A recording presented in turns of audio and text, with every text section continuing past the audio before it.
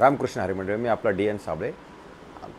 स्वागत प्रॉपर्टी ठाणे पश्चिम. खरं तर आज आपण ना जरा लोकेशन वाईज जर विचार केला तर वेगळ्या लोकेशनला, जिथे कळवा पारसिक नगर आपण म्हणतो त्याच साईडला आशार आर्या नावाचं एक कळव्यातलं सगळ्यात उंच असणारं टावर आहे, जे ग्राउंड प्लस 45 माळ्याची बिल्डिंग असणार आहे आणि टेरेसवरती स्विमिंग पूल, क्लब हाऊस, योगा त्या सगळ्या ॲम्युनिटीज असणार आहेत.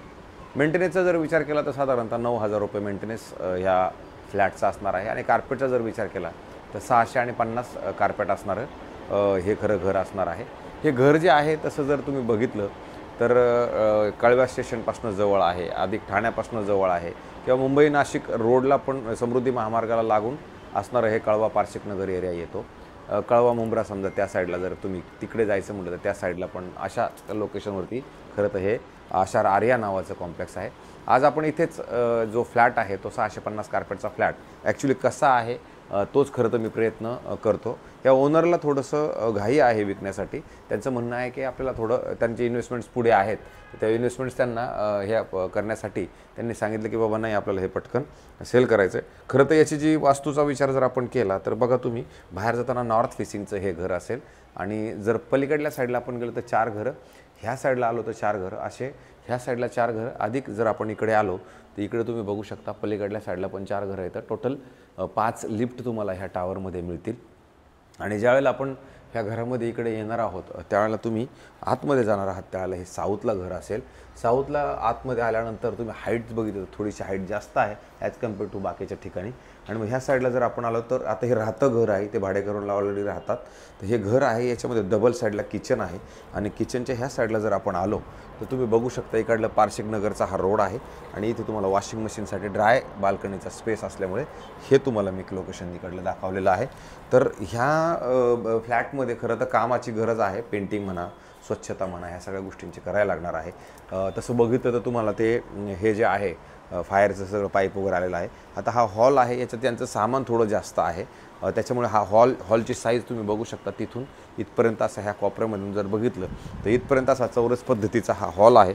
आणि हॉलच्या आपण जर ह्या साईडला आपण आलो तर इथे तुम्हाला स्टँडिंग बाल्कनी असणार आहे. आणि स्टँडिंग बाल्कनीत जर तुम्ही बघितलं तर क्रिकेट ग्राउंड हे जे मुलांसाठी आहे आणि हे रेल्वे जे ट्रॅक आहे तो रेल्वे ट्रॅक दिसतो. अधिक तुम्हाला इकडे लेक थोडासा छोटासा हा आहे हा पाऊंड तुम्हाला इकडनं दिसतो. हे कळव्याचा पुढचा पारसिकचा डोंगर मात्र तुम्हाला मोकळा दिसतो.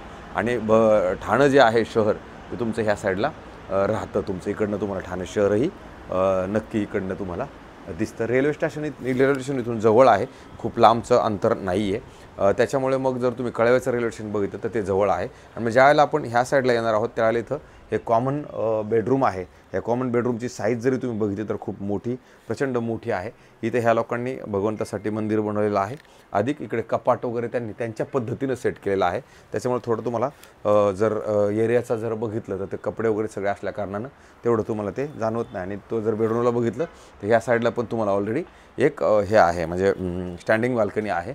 आणि मग जेव्हा ह्या साईडला आपण ह्या बेडरूमच्या ह्या अपोजिट साईडला जर आपण आलो तर तुम्हाला इथे वॉशरूम, बाथरूम, टॉयलेट असं मोठं पद्धतशीरपणे तुम्हाला इकडले हे दिसतं. आणि मग हे झाल्यानंतर ज्यावेळेला आपण ह्या शेवटच्या बेडरूममध्ये जाणार आहोत त्यावेळेला हे बेडरूमची साईज मोठी आहे. कारण तुम्ही बघू शकता हा आत्ता जे राहत आहेत त्यांचं 8x8चं हे बेड आहे. पलीकडल्या साईडला तुम्हाला 1 फूट जागा आहे, इकडल्या साईडला 3 फूट जागा आहे. हे एक कपाट त्यांनी त्यांच्या पद्धतीनं ठेवलेलं आहे.